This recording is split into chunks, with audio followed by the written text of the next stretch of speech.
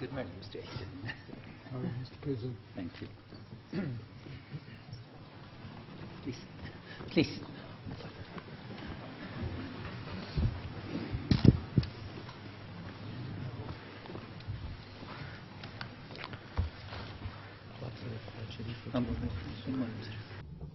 Thank you very much. So we are a little bit beyond the schedule. So now, according to agenda, I will give you opening remarks, then I will ask my co-chair to deliver his.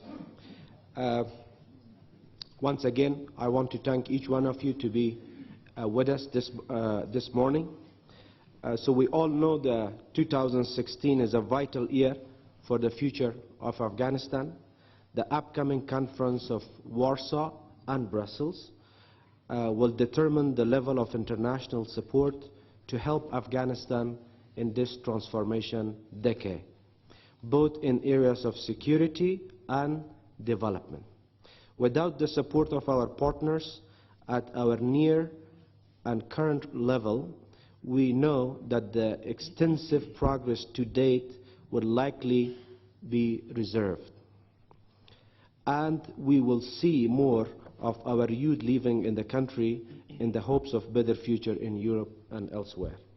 It's vital for the future of Afghanistan and the Afghan people that Warsaw and Brussels conferences are successful. Success at the conferences will be defined by our collective unity as well as the support of our extended and very committed support in the coming years.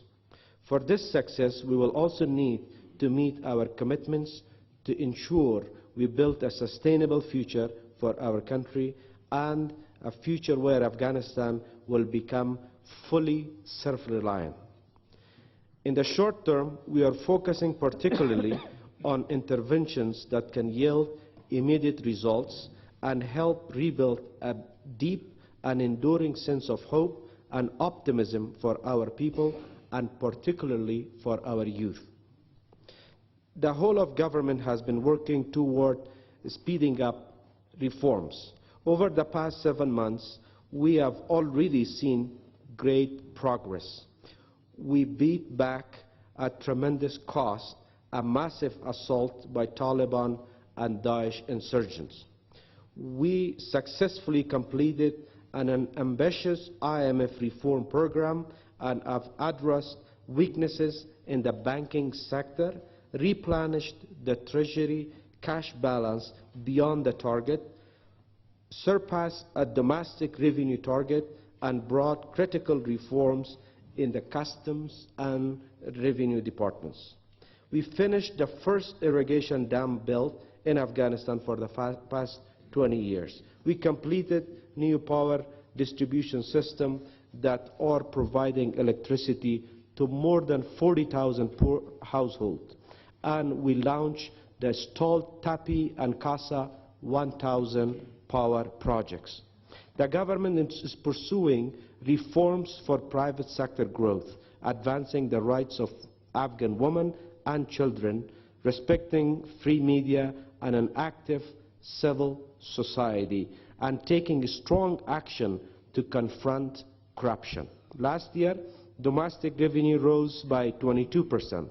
The National Procurement Agency has already working to root out corruption and improve public procurement, already having saved $208 million in approved contracts. Important building blocks are moving into place to help drive reforms toward more efficiently and effectively. The government has met or is on track to meet around 90% of the SMAF indicators. This progress is a clear sign of our commitment to meeting our targets with the overall objectives of making government more accountable, create jobs, and building peace. However, to further pursue reforms and ensure the building blocks that have been put in place today will lead to long-term and sustainable change, it's vital to have the continued support of our international partners.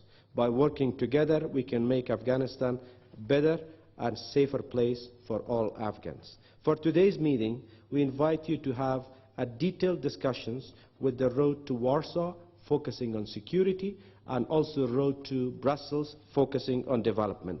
Then we will discuss some of the key achievements of the National Unity Government since the senior officials meeting last year in September, particularly related to service delivery, agriculture, and energy.